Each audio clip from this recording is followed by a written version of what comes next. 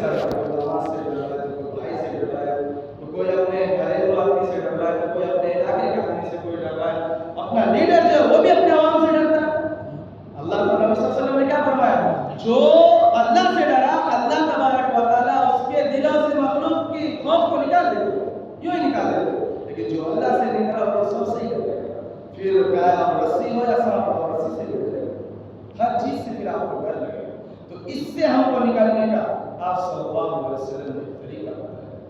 محدث رحمۃ اللہ علیہ بہت بڑے بزرگ گزرے، عبداللہ بن مبارک رحمۃ اللہ علیہ بہت بڑے بزرگ. ان سے کسی نے پوچھا کہ دو شخص، کتنے شخص؟ دو شخص. ایک شخص مجاہد ہو جو اللہ کی راہ میں شہید ہو گیا، اور دوسرا شخص وہ جو اللہ سے ڈرنے والا ہو.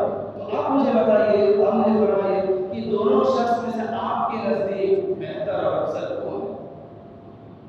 تو عبداللہ بن مبارک رحمۃ اللہ علیہ فرماتے ہیں کہ میرے نزدیک اللہ سے ڈرنے والا سب سے بہتر اور افضل. کیوں؟ کیونکہ اللہ تبارک و تعالیٰ فرماتے ہیں قرآن میں، یا ایھا الذین آمنوا قوا انفسکم واہلیکم نارا. اے ایمان والے، اپنے آپ کو اور اپنے گھر والوں کو کس سے بچانا؟ جہنم کی آگ سے. ایک جگہ فاتقوا النار التی وقودها الناس والحجارہ، کہ اللہ تمہیں ڈراتا ہے اس آگ سے جس آگ کا ایندھن یعنی جلاون انسان سے پتھر ہے. فانذرتکم نارا تلظی، کہ اللہ تعالیٰ تمہیں بھڑکتی آگ سے ڈراتا ہے. تو ہم کو ڈرنا چاہیے.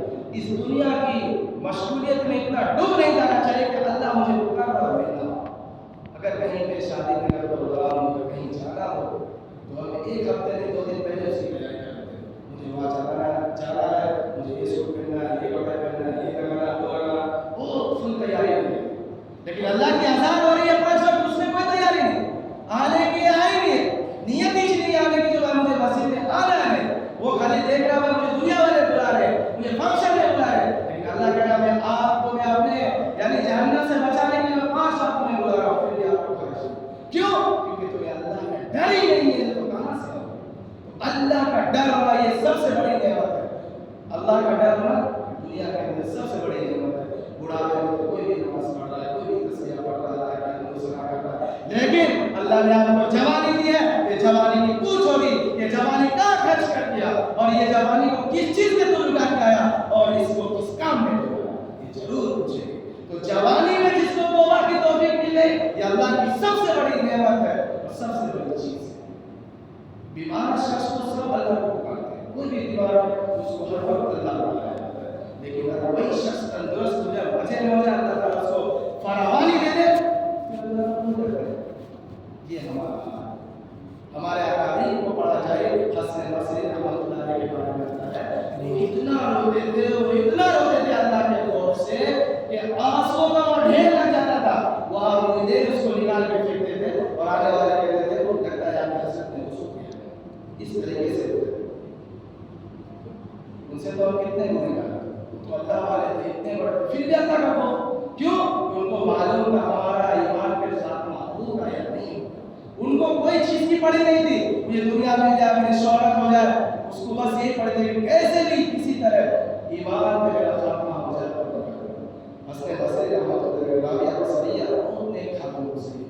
ان کے بارے میں بھی لکھا ہے وہ بہت رویا کرتے تھے اللہ کے خوف سے. ایک بار اس کے سامنے میں مرغ یعنی مرغا جو ہوتا ہے بھولا ہوا تھا، تو وہ مرغ خاتون دیکھ کے رونے لگی. ان کی خاتمہ دی. اس نے کہا اماں اتنا اچھا کھانا ملا اللہ کی نعمت، شکر کر کے کہا آپ رو رہی ہیں. تو کہتی ہے کہ مجھے مرغ کو دیکھ کے مجھے جہنم آ گیا. اماں یہ کیسے بات ہے؟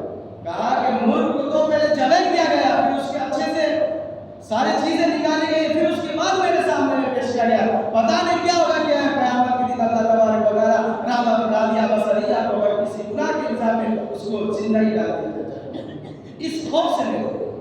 آدم علیہ السلام اپنی خوف سے 300 سال ہوئے. اپنی خوف کی وجہ سے کیا کیے وہ واقعہ سب کو معلوم ہے. 3 سال. حضرت داؤد علیہ السلام 40 سال تک ہوئے. کیا ان کو کیا کوئی چیز کی کمی تھی؟ نہیں. اللہ کا خوف تھا، اللہ کا ڈر تھا، تو اللہ تبارک و تعالیٰ نے سن دیا. حضور صلی اللہ علیہ وسلم نے ارشاد فرمایا کہ دنیا کی آگ جو ہے تمہارے اندر دنیا کی آنکھوں میں دیکھتے ہو، یہ دنیا اور یہ جنت ایک 71واں حصہ ہے.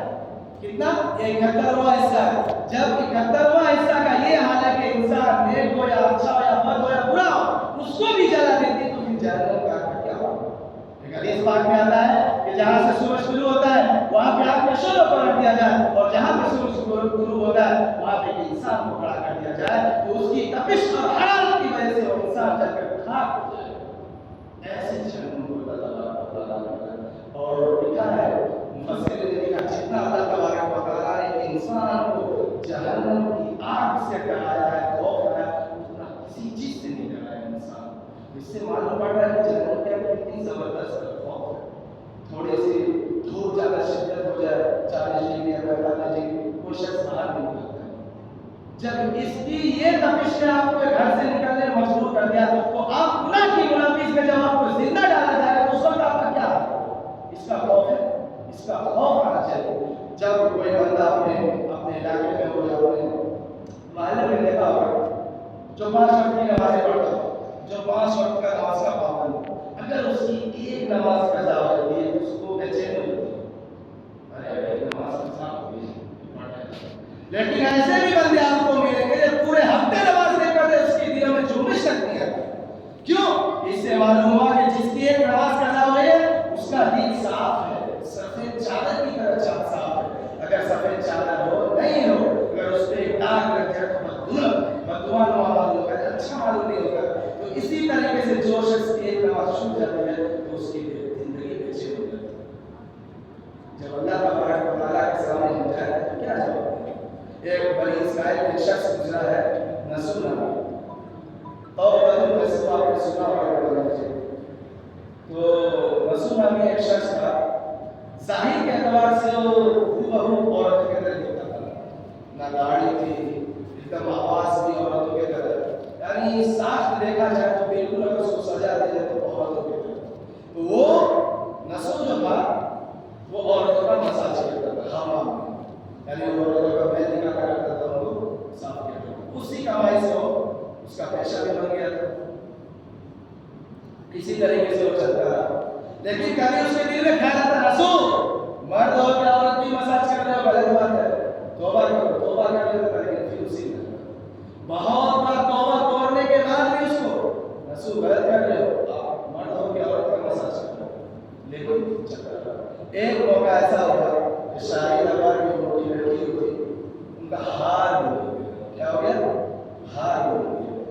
تو بادشاہ نے حکم دیا کہ جتنے بھی حمام میں کام کرنے والے سب کا جامہ تلاشی کیا جائے. جامہ تلاشی کا مطلب یہ ہوتا ہے کہ کوئی اگر آئے تو کپڑے بھی اتارنے پڑے. اب رسول کو شامت پڑ گئی، اب وہ مصیبت میں پڑ گیا. اب کیا ہوگا یا اللہ؟ اب تو وہ ایک سائڈ کوئی نہیں چلے گا. یا اللہ جو ہوا ہوا، آج کے میں دن سے اللہ سچی توبہ کرتا ہوں، آج کے دن سے میں یہاں پہ قدم تک نہیں رکھوں گا. یا اللہ آج میری لاج رکھ لے، آج مجھے بچا دے، اس گناہ سے انشاءاللہ میں کبھی نہیں اس طرح سے نہیں. سب کی تلاشی لے لو، وہ اپنا اللہ کا تبارک و تعالیٰ کے ساتھ مشغول ہے. سب نے کہا رسول کا اس کو دھویا جائے. اب ان کی باری آ گئی، کسی نے باہر سے آواز دیا، ہار مل گیا، رسول کو چھوڑ دیا جائے. اللہ اس کو بچا.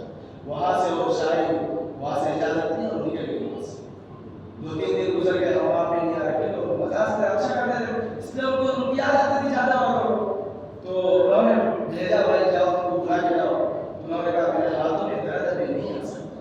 1 دن ہو گئے، 2 دن. اب رسول یہ سوچ لیا کہ یہاں رہنا میرے لیے اب خطرے سے خالی، میں یہاں رہنا ہی نہیں چاہتا ہوں. جتنے بھی حرام طریقے سے وہ مار کا ہوا سب غریبوں میں بانٹ دیا اور وہاں سے پہاڑ کی طرف چل گیا. پہاڑ پہ جا کے اللہ تعالیٰ اس سے مشغول ہے. کچھ دن ایسے ہی گزرے تو آپ ایک چڑھتے بھینس آ گئی. اس نے سوچا کہ کسی کی بھینس آ گئی ہوگی، چڑھتے چلو میں اس کو باہر لیتا ہوں، وہ آئے گا چڑھ رہا تو میں اس کو دے دوں گا. خیر کچھ دن گزر گئے، بھینس نے بچہ دیا اور چرواہا بھی وہاں نظر نہیں. اس نے کہا چلو بھینس کی خدمت میں کر لیتا ہوں، بھینس میری خدمت کر لے گی، میں اس کو چارہ کھلا دوں گا اور مجھے دودھ دے دے گی. اس طریقے سے سلسلہ چل رہا. کچھ دنوں کے بعد وہاں سے ایک قافلہ گزرا جو پیاس کی شدت سے نڈھال ہو چکے تھے، تو ان کو پانی بہت سخت ضرورت تھی. وہاں سے گزرے تو رسول سے پوچھا، اے بھائی آپ کے پاس پانی ہے؟ کچھ پلا دیجیے. اس نے کہا پانی تو نہیں ہے دودھ ہے. اس نے پورے قافلے والے کو دودھ پلایا. قافلے والے بہت خوش ہو گئے. خوشی کے بعد کو یہاں جانا ہے, انہوں نے راستہ بھی بتا دیا اور خوشی کے اعتبار سے انہوں نے ہدیہ بھی دی. کہتے اتنے بات ہو گئے دے دیو. اب رسول سوچے بھائی یہ تو اتنا گیا, اب کیا کروں؟ ہاں ایک کام کرتا ہوں, کنواں کھودتا ہوں. تو وہ کیا کیا؟ وہاں پہ پانی کا سب سے اچھا پانی کا پروگرام بنا. کیونکہ اگر پانی جہاں رہتا ہے, جو گاؤں والے لوگ ہوتے ہیں وہ جانتے ہیں پانی کی قیمت, وہاں پہ ڈیرا ڈال دیتے ہیں اپنے بھینسوں جانوروں کو وہاں پہ رکھ لیتے ہیں. اب آہستہ آہستہ جب وہاں پہ پانی آیا تو آہستہ آہستہ وہاں پہ گاؤں شہر بننے لگا. آہستہ آہستہ وہاں پہ لوگ آنے لگے اور رسول کی عزت اور بڑھ گئی, کیونکہ وہی ان کو وہاں پہ دیا نا بسنے کے لیے. تو رسول کے نام یعنی شہرت اتنی ہونے لگی کہ بادشاہ کے بعد تک چلا گیا کہ اللہ والا جو سب کی خدمت کرتا ہے, بہت نیک ہے, بہت بڑا آدمی ہے. پہلے کے بادشاہ ہوتے تھے اللہ والے سے ملاقات کی شرط ہوتے تھے, اللہ والے سے ملنے کی خواہش ہوتی تھی. تو انہوں نے پیغام بھیجا کہ میں رسول سے ملنا چاہتا ہوں. پیغام آیا رسول کے پاس, رسول نے انکار کر دیا, میں نہیں جاتا. کیوں کہ وہ یہ سوچ کر اگر میں وہاں دربار میں گیا تو مجھے پہچان لیں گے. میں وہ انکار کر دیا, مجھے بہت سے مشغولیت ہے, میں نہیں آ رہا. چلے جب بادشاہ کی اجازت ملی تو بادشاہ نے کہا ہو سکتا ہے بہت بڑا آدمی ہے, اسی لیے میرے آنے سے انکار کر دیا, کیونکہ میں جس کو بھی بلاتا ہوں وہ فوراً آ جاتا ہے. ہو سکتا ہے بہت اللہ کا بہت بڑا ولی ہو. خیر بادشاہ نے خود طے کر لی کہ میں خود رسول سے ملنا چاہتا ہوں. پورے شہر میں خیر کی بات جو رسول سے بادشاہ سے ملنا چاہتا ہوں. بادشاہ نے ارادہ کر لیا اور وہ چلا. بادشاہ یعنی جب پہنچنے والا تھا اس سے پہلے حضرت اسرائیل اسلامات فیروز اور بادشاہ سلامت نکال. تو سب عوام جو تھی وہ سوچنے لگے بھائی بادشاہ جس سے ملنے جا رہا تھا وہ اور دیکھتا ہے, بھائی اب بادشاہ کی جگہ پہ رسول کو بٹھا دیا گیا. رسول اب بادشاہ بن گیا. اسی طریقے سے سلسلہ چلتا تھا. اب رسول جو ہے عدل و انصاف کا اپنے اندر بازار کر کیا اور عدل و انصاف سے اپنے آپ کو چلا دیا. اور وہاں کی رعایا جو تھی گاؤں والے ان سے بہت خوش ہو گئے. ایک وقت ایسا آیا کہ وہاں پہ ایک شخص آیا اور اس نے سوال کیا کہ بادشاہ سلامت, کچھ مہینے پہلے, کچھ سال پہلے میری بھینس گم ہو گئی تھی, میں اس بھینس کی تلاش میں آیا. تو رسول نے کہا بھینس میرے پاس, اور یہ جتنی بھی سلطنت اور جتنے بھی جائیداد دیکھ رہے وہ بھینس کی بدولت ہے. آپ بھینس بھی لے جائیے اور اس میں سے آدھا مال بھی لے جائیے. تو شخص نے کہا نہ مجھے بھینس چاہیے نہ مجھے دولت چاہیے, نہ وہ بھینس ہے نہ میں آدمی. رسول بہت پریشان ہوئے, وہ بھینس ہے نہ آدمی. بولے ہم فرشتے ہیں. کیا ہے؟ ہم فرشتے ہیں, ہم اللہ تبارک و تعالیٰ کے حکم سے آپ کی آزمائش کریں. ہم بھینس بھی لیں, ہم یعنی آپ بھینس بھی نہ لیں اور یہ کیا کہتے ہیں آپ سلطنت بھی نہ, آپ بھی خوشی سے رہیں. تو یہ واقعہ سنانے کا مطلب یہ ہے کہ انسان اگر کتنا بھی خدا میں منافق ہو جائے, اگر اللہ تبارک و تعالیٰ سے وہ سچی توبہ کر لیتا ہے تو اللہ تبارک و تعالیٰ اس کو آخرت بھی دیتے ہیں, دنیا بھی دیتے ہیں. لیکن دنیا مل جانا یہ بڑی کمال نہیں, اللہ مل گیا یہ سب سے بڑی کمال ہے. اسی لیے مغرب اور فجر میں اللہم اجرنی من النار پڑھا کرو. اللہ تعالیٰ اس سے کیا کریں گے, جہنم سے آپ کو خلاصے کریں گے. فجر میں اور مغرب میں اللہم اجرنا من النار یا اللہم اجرنی من النار. اللہ تبارک و تعالیٰ ہم سب کو کہے بات سننے پر عمل کرنے کی توفیق نصیب فرمائے, دین کے خاتمے پر بڑھنے کی توفیق نصیب فرمائے. جو اجازت سنتے پر